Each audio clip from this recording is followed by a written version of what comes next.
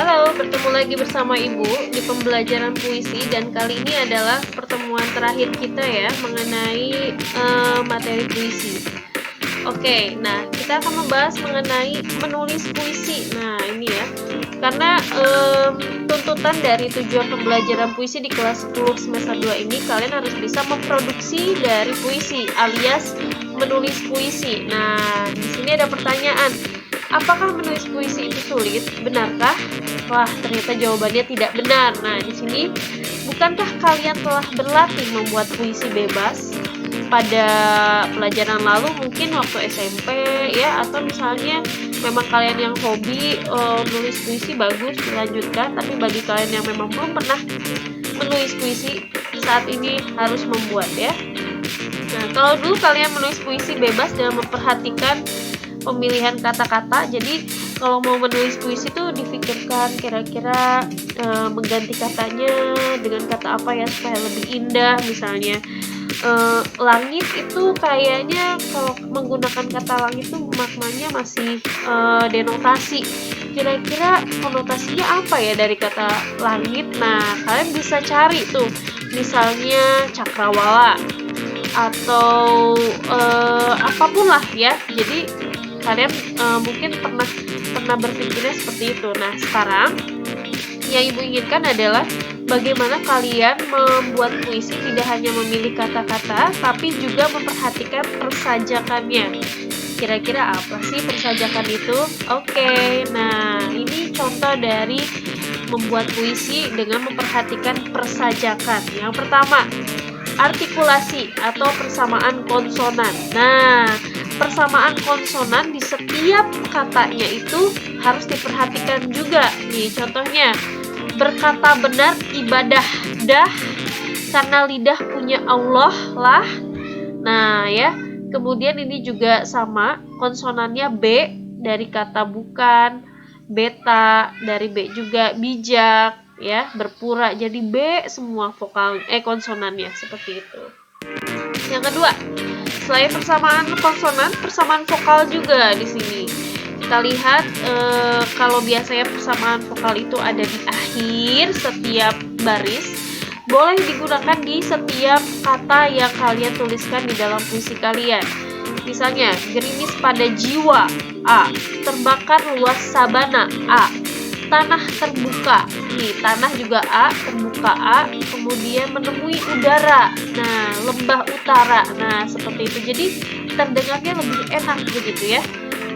Ketiga, yaitu rima awal. Ternyata kalau membuat persamaan bunyi itu tidak harus di rima akhir, rima awal juga boleh. Nah di sini ada vokal A diawali dengan angin bangkit bulan Agustus adalah kebangkitan harapan atas kesia-siaan putus asa. Nah ini contohnya.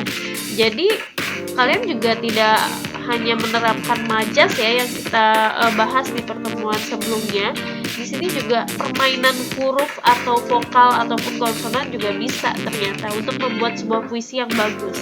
Keempat, yaitu rima tengah. Nah di sini kebetulan dibuat kata ulang seperti majas pengulangan yang di pertemuan sebelumnya. Ada pengulangan kata aku.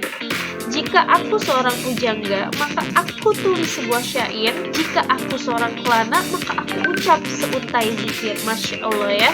Jadi ada pengulangan rima tengah, yaitu diwakili dengan kata aku. Terakhir, rima akhir. Persamaan bunyi pada akhir atau baris ya dalam setiap baitnya. Di sini ada vokal I yang diulang. Manakah pergi I, mencari api I, ketika bara hati I, padam tak berarti I. Nah seperti itu.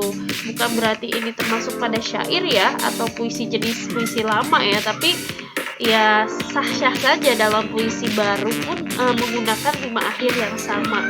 Karena kan dari setiap kata diawalinya juga tidak ada makna-makna yang tidak begitu khusus seperti itu.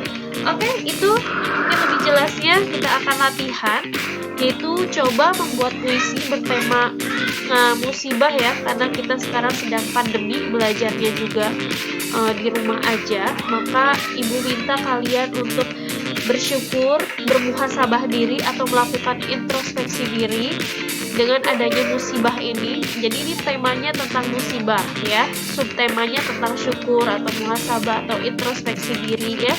Boleh musibah apa saja, tidak hanya musibah sekarang, bisa musibah itu kan luas ya. Ada yang musibah skala besar ataupun kecil seperti itu, silakan. Minimalnya 3 bait ya, masing-masing satu bait itu 4 baris.